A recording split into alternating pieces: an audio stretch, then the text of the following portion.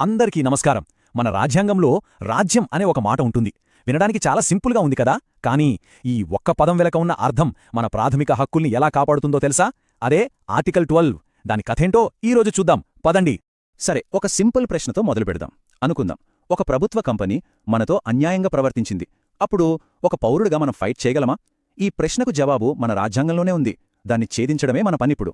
మనందరికీ తెలుసు, రాజ్యాంగం మనకు ఫండమెంటల్ రైట్స్ రూపంలో ఒక కవచం ఇచ్చిందని. చాలా మంచిది. కానీ ఈ కవచం ఎవరికి వ్యతిరేకంగా పనిచేస్తుంది? అంటే మన హక్కులకు భంగం కలిగితే మనం ఎవరి కాలర్ పట్టుకోవాలి? ఎవరిని బాధ్యుల్ని చేయాలి? అసలు మన టార్గెట్ ఎవరు? అక్కడికే వస్తున్నాం. ఈ ప్రశ్నలన్నింటికీ సమాధానమిచ్చే ఒకే ఒక్క తాళం చెవి, అదే ఆర్టికల్ 12. అసలు మన ప్రాథమిక హక్కులకి ఎవరు జవాబుదారీగా ఉండాలో ఇది క్లియర్ కట్గా చెబుతుంది. చాలా సింపుల్గా చెప్పాలంటే ఆర్టికల్ 12 ఒక రూల్ పెడుతుంది. అదేంటంటే, రాజ్యం అని పిలువబడే సంస్థ ఏదైనా సరే పౌరుల ప్రాథమిక హక్కులను గౌరవించాల్సిందే, తప్పదు. అందుకే అసలు ఈ రాజ్యం అనే కేటగిరీలోకి ఏవే వస్తాయో తెలుసుకోవడం మనకు చాలా చాలా ముఖ్యం. ఓకే, మరి రాజ్యం అంటే ఏంటి? ఈ ఆర్టికల్ ప్రకారం దాన్ని 4 పిల్లర్స్గా, అంటే 4 స్తంభాలుగా విడదీశారన్నమాట. అవేంటో చూద్దాం. దీంట్లో మొదటి 3 చాలా స్ట్రైట్ ఫార్వర్డ్. 1 కేంద్ర ప్రభుత్వం ఇంకా పార్లమెంట్. 2 రాష్ట్ర ప్రభుత్వాలు, శాసనసభలు. 3 మున్సిపాలిటీలు, పంచాయతీలు లాంటి మన లోకల్ బాడీస్. ఇవి మనందరికీ తెలిసిందే. కానీ అసలు ట్విస్ట్ అంతా 4వ పాయింట్లో ఉంది. అదే ఇతర అధికార సంస్థలు. ఈ ఒక్క మాటలోనే అసలు మ్యాటర్ అంతా దాగి ఉంది. అవును, కరెక్టే. ఇతర అధికార సంస్థలు, ఈ చిన్న పదాన్ని మన కోర్టులు సంవత్సరాలుగా ఎలా ఇంటర్ప్రెట్ చేశాయనే దానిమీదే ఆర్టికల్ 12 పవర్ అంతా ఆధారపడి ఉంది. దాని స్కోప్ విపరీతంగా పెరిగిపోయింది.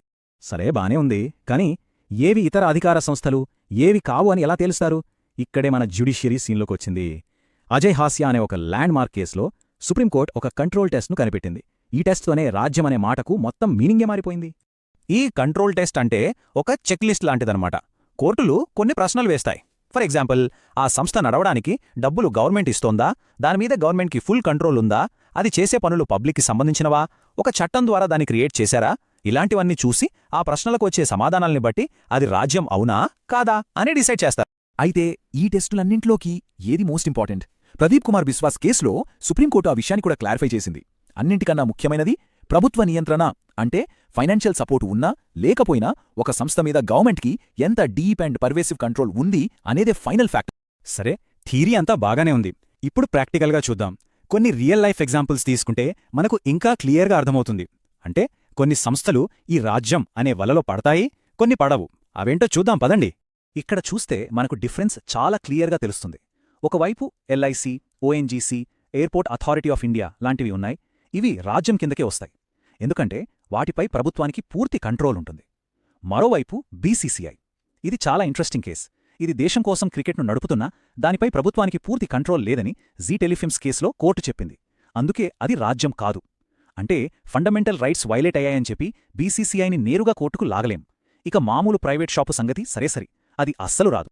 మొత్తానికి ఇదంతా ఎందుకు? అసలు ఈ ఆర్టికల్ 12 మనలాంటి సామాన్యులకి ఎందుకంత ఇంపార్టెంట్? ఇది మనల్ని కాపాడే సేఫ్టీ నెట్ లాంటిది. అది ఎలాగో ఇప్పుడు చూద్దాం. దీని వెనుక ఉన్న అసలు ఉద్దేశం ఒక్కటే, ప్రభుత్వం తన రాజ్యాంగ బాధ్యతల నుంచి తప్పించుకోకుండా చూడటం. ఎలా అంటే, కొన్నిసార్లు ప్రభుత్వం కొన్ని కార్పొరేషన్స్ని క్రియేట్ చేసి, అయ్యో మేం గవర్నమెంట్ కాదు, మాకు సంబంధం లేదు అని చేతులు దులుపుకోవచ్చు. ఆర్టికల్ 12 అలాంటి లూప్ హోల్స్ని మూసేస్తుంది. అందుకే ఇది ఇంత పవర్ఫుల్. సో ఫైనల్గా మనం గుర్తుపెట్టుకోవాల్సిన మెయిన్ పాయింట్ ఏంటంటే, ఆర్టికల్ 12 రాజ్యం అనే మాటకున్న అర్థాన్ని చాలా విస్తృతం చేసింది.